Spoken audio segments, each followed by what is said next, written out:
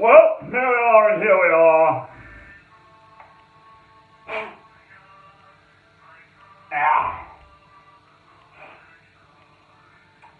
In jolly old England, my country.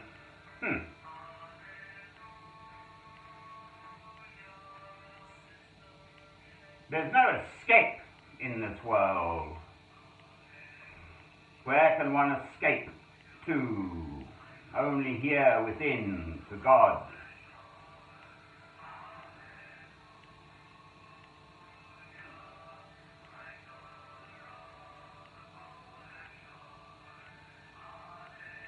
I love St. Francis of Assisi,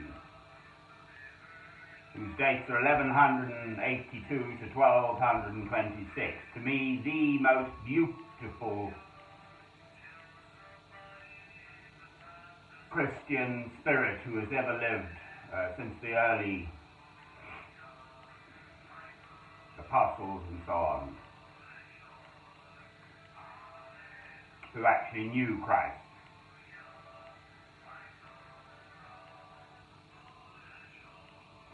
Here in the frontal lobes of the brain, there are squillions of neurons just waiting, wanting, willing to be used. Each individual human being is born with this.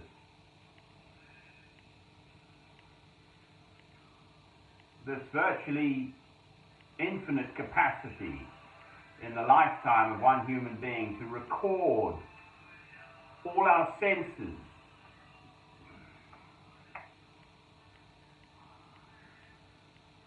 So we, each individual human being, is the most beautiful creation. And then Christ makes it quite clear, every single hair on the head of your fellow man, woman, child, everyone, is precious and special. Therefore we cannot, must not kill them, must not even think of it. You cannot come to God and pray to God if you are harboring ill thoughts about your neighbor. You must first reconcile yourself to whatever ill there is. You don't have to like them. You must love. Why should God listen to you if you're, oh God, please, I love you, oh please, and then actually you're thinking, well, I'm just about to go off and, do my neighbor in, either actually or metaphorically or financially or whatever. Oh dear.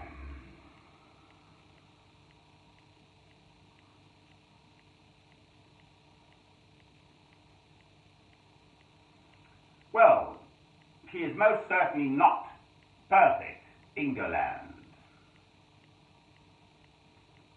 I don't think there is such a thing in this world. Perhaps in the wings of a butterfly. Perfection.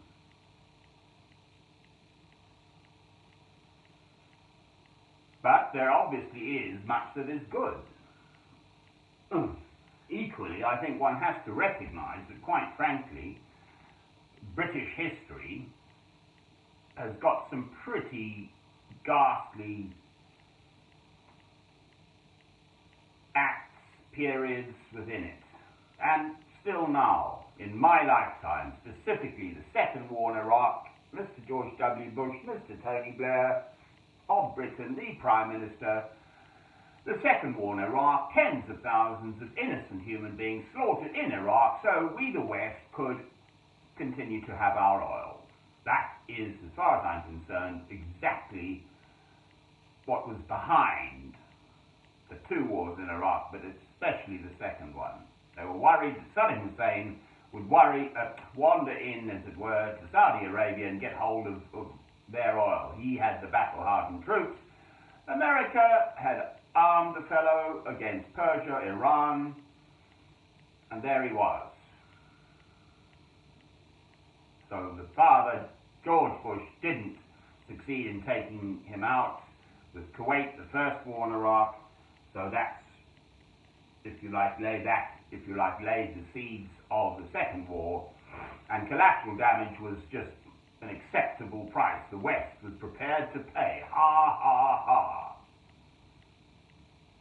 If you were a surviving person in Iraq and members of your family had been killed by Western bombs, primarily America, aided and abetted by Britain, specifically England. Chirac of France stood out against it. Anyway, I won't go on and on about that. I feel very strongly about it. I see rivers of blood now with motor cars. The blood of those innocent Iraqis slaughtered so we, the West, could continue on our wicked ways.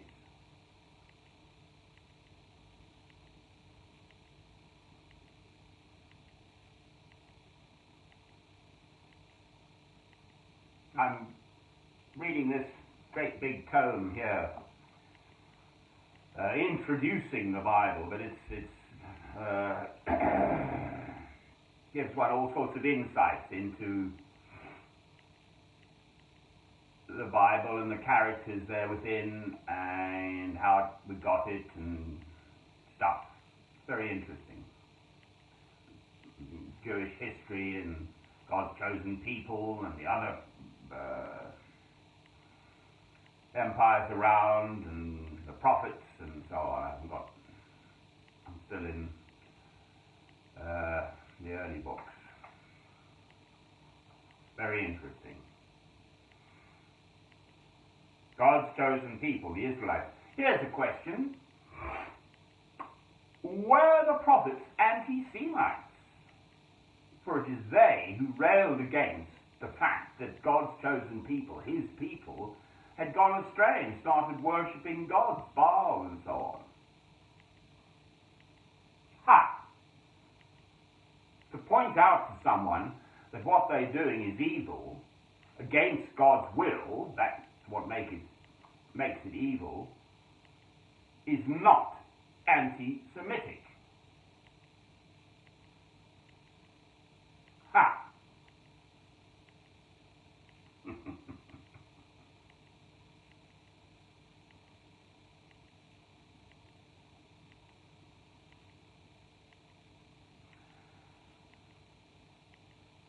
I remain a Christian and therefore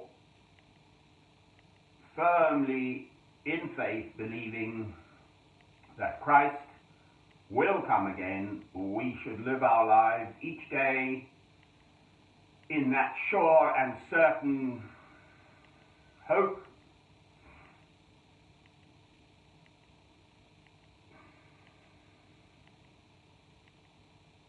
Amen.